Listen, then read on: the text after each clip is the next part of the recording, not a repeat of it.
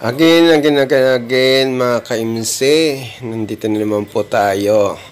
Nandito po tayo sa Maskanro Channel.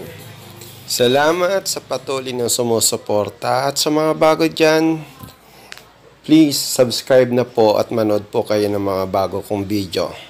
At i-hit nyo po ang notification bell para sa mga bago kong upload na video. Thank you, mga ka-MC. Mga ka-MC, yan ang luma naming door chime. So, ngayon itatransfer natin sa bagong new lock. Siya pa rin yan. Ngayon ng ibang mga parts niya, yun ay gagamitin ko. Tapos magdadagdag ako ng ibang parts. So, para madagdagan siya at maiba naman ang new lock niya ngayon. Kasi, anong nangyari dyan sa door chime namin yan? Lagi siyang nakasabit sa may pagpasok namin, so nasasagin ng ulo siya. Ngayon nagkabuhol-buhol, kaya susubukan natin baguhin siya. Susubukan kong gawan ng paraan para muli siyang mag-transform na door chime pa rin siya, pero kailangan may maidagdag akong ibang palamuti para sa kanya. So mga ka-MC, samahan mo ako sa pagbumuli nito.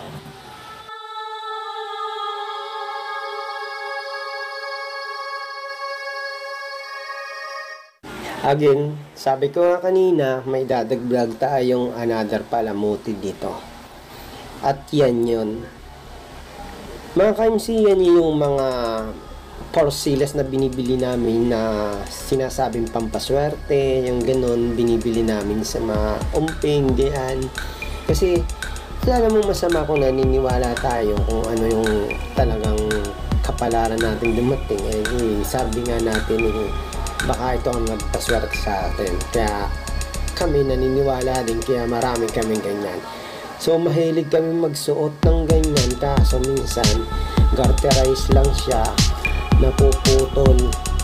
Pero pag naputol yan, iniipon lang namin. Kaya ngayon, nakita namin gayon karami siya.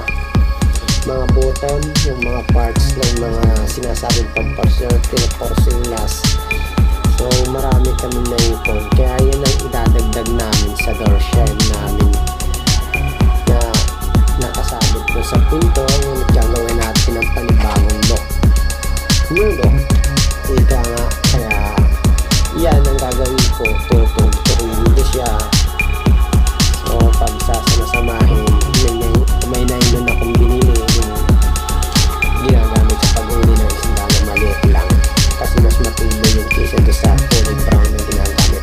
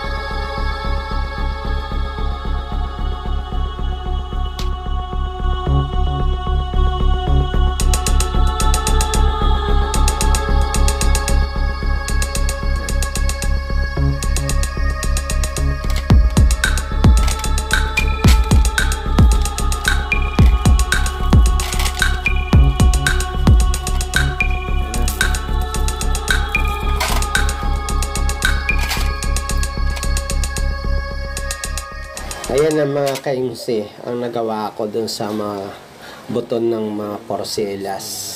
So ayan ang idadagdag natin dun sa door chime na gagawin natin ngayon. Ayan, kakatayin natin yung door chime namin. Kukunin ko yung mga part na pwede pang gamitin.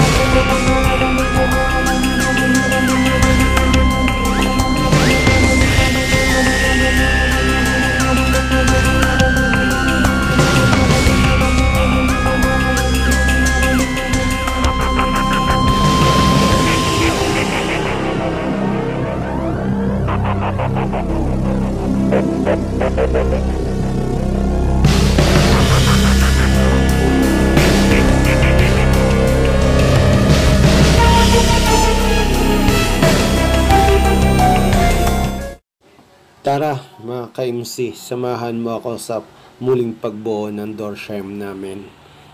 So, pipilitin kong maiba naman ang new look niya kaysa sa dati. Kaya mga ka-MC, samahan mo ako.